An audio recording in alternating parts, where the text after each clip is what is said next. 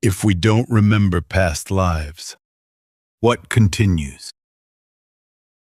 If people are reborn, why do we remember nothing from a previous life? If there is no memory, can we still call it a continuation of the same person? This question reaches deeper than simply believing or disbelieving in rebirth. What makes one being the same person over time?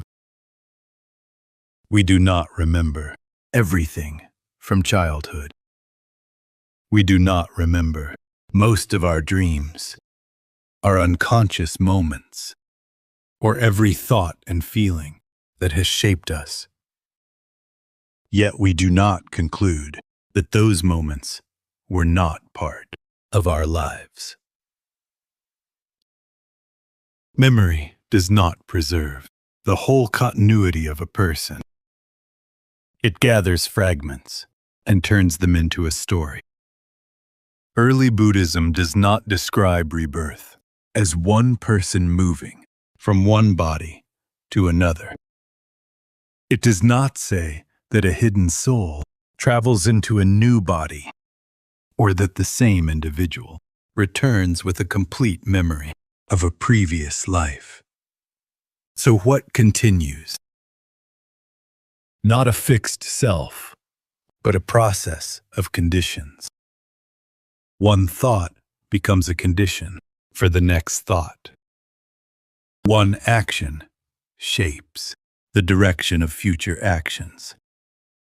Repeated grasping creates a path along which the next moment of life can unfold. Craving does not preserve a collection of past scenes the way memory does. Instead, it continues as a movement. What we want, what we fear, what we hold on to, and what we push away. When a flame catches on another piece of wood, the first flame does not travel as a substance into the second. And yet, without the earlier fire, the later fire could not arise. The two flames are not exactly the same, but they are not unrelated either.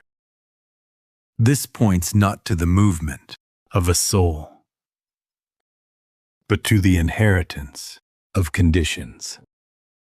Our present life is already shaped by many things we cannot remember. Past habits, choices, relationships, and reactions continue to influence us, even when their origins are no longer clear. The absence of memory does not erase causation. This does not mean that rebirth should be reduced to a system of reward and punishment.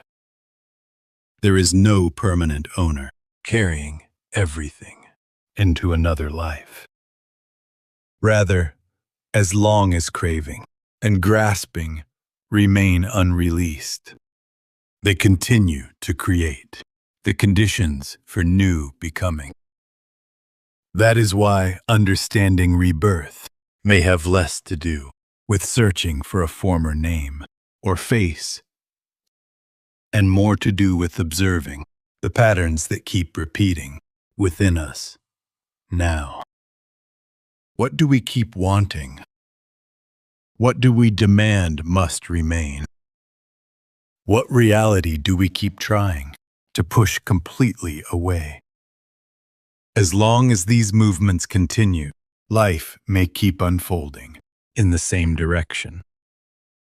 Perhaps we do not remember past lives because memory is not the central issue in rebirth.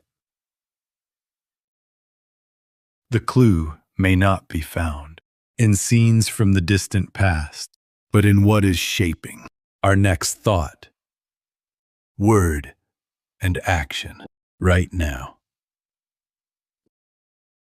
To understand rebirth is not necessarily to recover a former self. It is to notice what conditions we are carrying into the next moment. Continue the reflection on our YouTube channel, Quiet Inquiry.